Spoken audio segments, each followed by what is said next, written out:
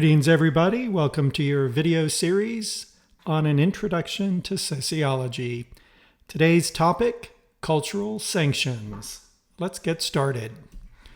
So what do we mean by cultural sanctions? Well, we've been talking about culture, and cultural sanctions are a way in which societies attempt to maintain their cultural values, norms, etc. So the definition for sanctions in sociology is it's basically a reward and punishment system. A reward when you abide by cultural norms and values and beliefs, or when you receive a punishment for violating a cultural norm, value, or belief. There are two types of sanctions. There can be formal sanctions and there can be informal sanctions. The difference can be rather gray or ambiguous, but think of formal sanctions as a higher level of sanctioning. These can be in terms of positive sanctions, things like certificates, trophies, raises.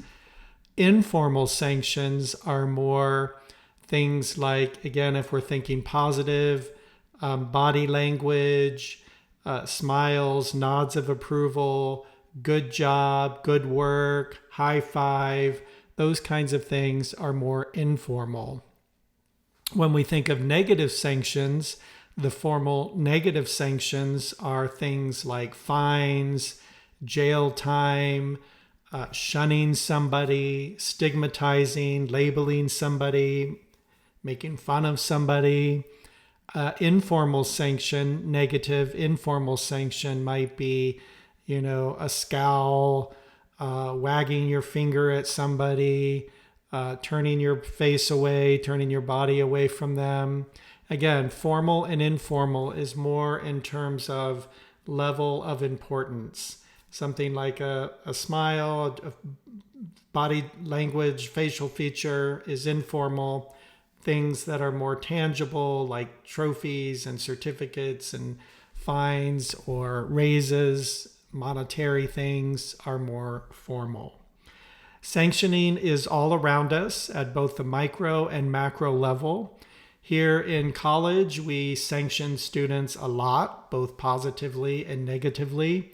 If we think of a positive formal sanction, for example, enrolling students in the honor societies for good grades, putting them on the dean's list, giving them scholarships, giving them stipends to help with their tuition, all could be examples of formal positive sanctioning.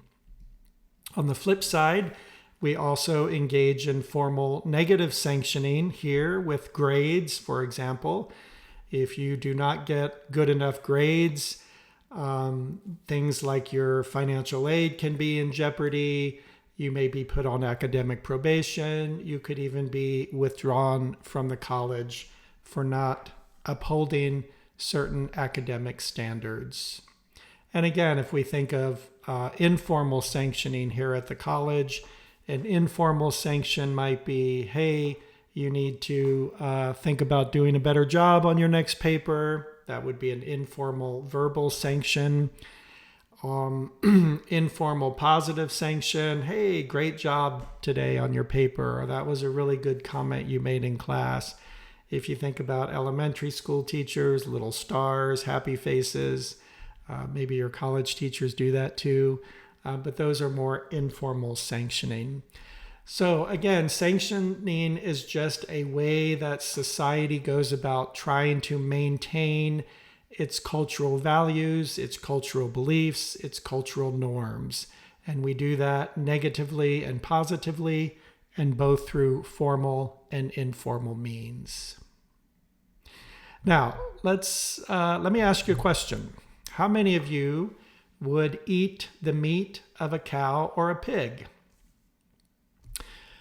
Well, some of you probably said yes. Some of you, if we have some vegans out there listening, might have said no. How many of you would eat the meat of a dog or a cat?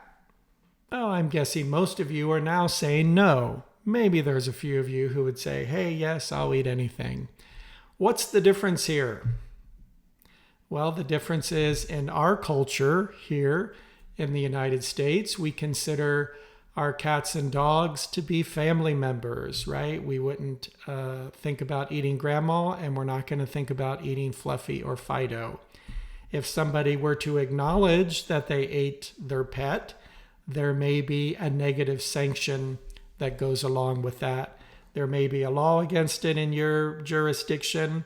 Certainly your friends or family members may give you dirty looks or start treating you differently as a result of your admission. Those would be negative sanctions. We do, however, eat cows and pigs here in our culture. We consider those animals to be food sources for a lot of people. And so when someone acknowledges, hey, I had a great BLT yesterday or a nice steak for dinner, we tend to look at that more positively. And that's going to do it for now. Thanks for checking in. Never stop learning